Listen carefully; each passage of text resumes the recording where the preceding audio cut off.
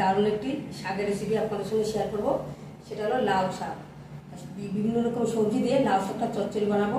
আর এই গরমে কিন্তু লাউ শাক খাওয়ার মধ্যে ভীষণ উপকারী, পেট ঠান্ডা থাকে। আর আপনারা তো জানেন আমার তো শাক খেতে ভীষণই ভালো লাগে, তা অনেক দিনই শাক খাওয়া হয় না। আজকে বানাচ্ছি লাউ শাক। লাউ শাক চচ্চড়ি। লাউ শাক চচ্চড়ির জন্য তো লাউ শাক লাগবে। আপনাদের কাকু কালকে রাত্রেবেলায় কিনে নিয়ে এসেছিলো। তা আজকে একটু ছোটো বৌমা একটু এক জায়গায় যাবে, একটু তাড়া আছে, তার জন্য আপনাদের আমি লাউ শাকটা কাটা দেখাতে পারছি না, আমি কেটে নিয়েছি। তার আমার চ্যানেলে কিন্তু কুমড়ো শাক লাউ শাক কাটা রেসিপি ছাড়া আপনারা চাইলে দেখতে পারেন। লাউ শাক কেটে পরিষ্কার করে ধুয়ে রেখেছি। এটা লাউ ডাঁটা, এটা লাউ শাক। লাউ শাক চচ্চড়ি করে জন্য কী নিয়েছি আপনাদের দেখাচ্ছি।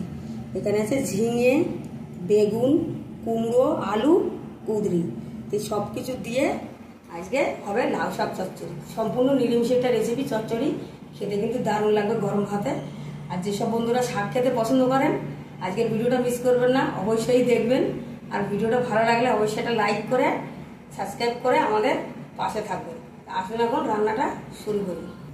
আমি আগে থাকতেই কড়াইতে তেল বসিয়ে দিয়েছি, সরষের তেল। ফোড়নে দেবো তেজপাতা আর দেবো বেশি পরিমাণে পাঁচফোড়ন। খুব ভালো করে ভাজা করে নিতে হবে। পাঁচফোড়নটা সুন্দর ভাজা হলে দারুণ একটা স্মেল করে আর চচ্চড়ি খেতে ভালো লাগবে। অনেকদিন বাদে আবার আজকে চচ্চড়ি রেসিপি আমাদের সঙ্গে চলে এসেছি। দেখুন ফোড়নটা খুব সুন্দর ভাজা হয়ে গেছে, পাঁচফোড়নের দারুণ একটা স্মেল বেরিয়েছে। এখন সবজিগুলো আমি দিয়ে দেবো কুমড়ো। সবজিগুলো খুব শুদ্ধ একটা দেরি লাগে, সেই সবজিগুলো আমি একটু ভাজা করে নিয়ে বেগুন আর ঝিঙেটা দেবো।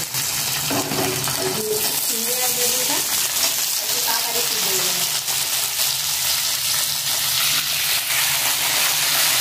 ডাঁটাগুলোও দিয়ে দেবো।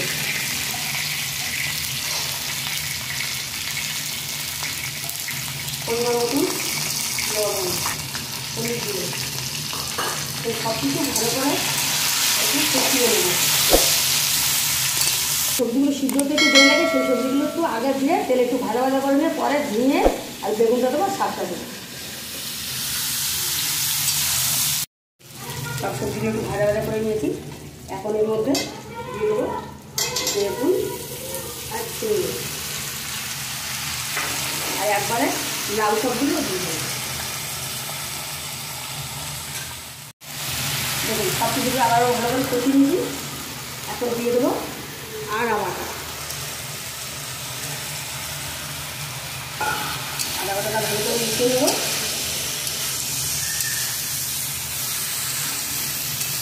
এখন ঢাকা দিয়ে দেবো কিছুক্ষণের জন্য।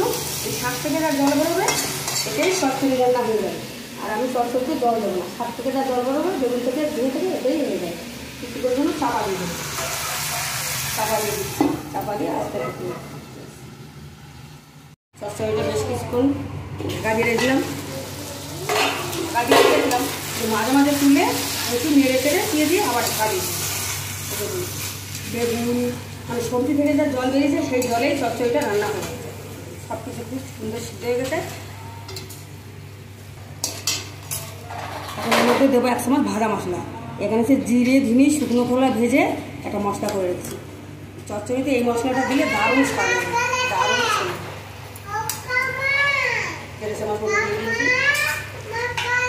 চিনি, চচ্চড়ি একটু মিষ্টি মিষ্টি খেতে ভালো লাগবে। আবার একটু নেড়ে চেড়ে দেবো। চচ্চড়ি রান্না আমাদের হয়ে গেছে। দিয়ে দেবো একটু গরম মশলার গুঁড়ো। সব কিছু দিয়ে নেড়ে চেড়ে চচ্চড়িটা নামিয়ে দেবো। 5 মিশালি সবজি দিয়ে চচ্চড়ি রান্না আমাদের হয়ে গেছে। নামিয়ে নিয়ে আপনাদের দেখাচ্ছি।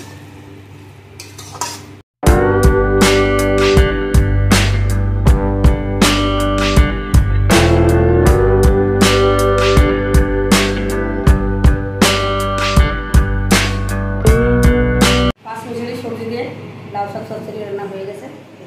কত সুন্দর লাগছে। এটা সম্পূর্ণটা নিরামিষ রেসিপি, আপনারা বাড়িতে অবশ্যই ট্রাই করবেন। এটা কিন্তু খেতে খুব সুন্দর লাগে। আর লাউ শাক খাওয়া তো আমি প্রথমেই বললাম, খাওয়া কিন্তু খুব উপকার, পেট ঠান্ডা থাকে গরমে। আজকে আমার এই চচ্চড়ি রেসিপিটা কেমন লাগলো অবশ্যই কমেন্টে জানাবেন, লাইক শেয়ার করবেন।